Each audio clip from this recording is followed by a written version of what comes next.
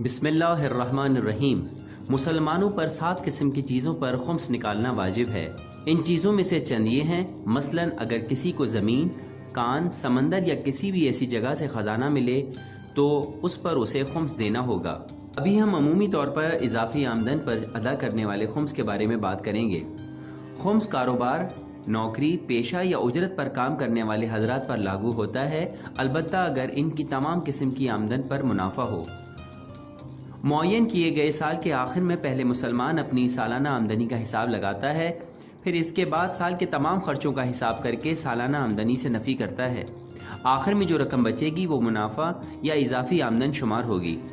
इसका 5वां हिस्सा या 20% खुम्स में अदा होगा और बाकी 80% साफ व शफाफ या पाक पैसा शुमार किया जाएगा, जिस पर खुम्स दोबारा लागू नहीं होगा। मसलन हम इसे इस तरह समझते हैं, हमारे 2 बैंक अकाउंट हैं। पहले बैंक अकाउंट में एक साल के दौरान कमाई गई आमदनी $2000 मौजूद है, जबकि हमारे दूसरे बैंक अकाउंट में इसी साल के दौरान कमाई गई आमदनी $500 मौजूद हैं और इस साल की नकद रकम $500 भी आपके पास मौजूद हैं। ये तमाम मिलाकर साल के टोटल $3000 हो जाते हैं। इससे अब साल के खर्चे निकाल देते हैं। मसलन हमने इस साल $1000 किराए में अदा किए, $500 यूनिवर्सिटी की फ़ीस में, $200 कार इंश्योरेंस में और बाकी खर्चों में मसलन फ़ोन का बिल, खाना पीना, रोज़मर्रा के मामलात वगैरह में हमने $300 खर्च किए। ये तमाम खर्चे मिलाकर टोटल $2000 हो गए। इस तरह हमने इस साल में $3000 कमाए और $2000 खर्च किए। मुअय्यन किए गए साल के आखिर में हमारे पास $1000 रह गए, जो हमारी इजाफी आमदन या बचत कहलाएगी।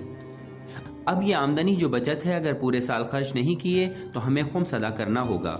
मुनाफे का 5वां हिस्सा या 20% खुम्स अदा होता है। $1000 का 20% $200 होंगे जो खुम्स में अदा किए जाएंगे। बकाया $800 आपके पास ही रहेंगे। इस पर मजीद खुम्स अदा नहीं होगा अगर खर्च ना भी हो। नोट: अगर कमाई गई रकम को इसराफ के साथ खर्च किया गया तो इस खर्चे पर भी खुम्स वाजिब हो जाएगा। ऐसा क्यों? क्योंकि इस्लाम में अखराजात में इसराफ हराम है।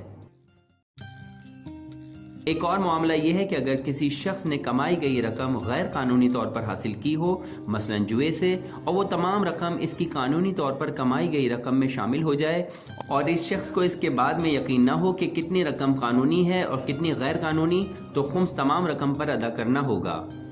हमें शरई मसाइल की तफसीलात के लिए हमेशा उलमा इस्लाम से रब्ता करना चाहिए। याद रहे कि जहेज़ और महर पर खुम्स अदा नहीं होता। इसी तरह वरासत के हकीकी कानून के तहत विरासत पर भी खुम्स अदा नहीं होता। तोहफे तहाइफ अगर साल भर इस्तेमाल ना हो तो इस पर फ़ुक़हा के मुख्तलिफ फतावा हैं। इसके लिए अपने मुज्तहिद के फतवे पर अमल किया जाएगा।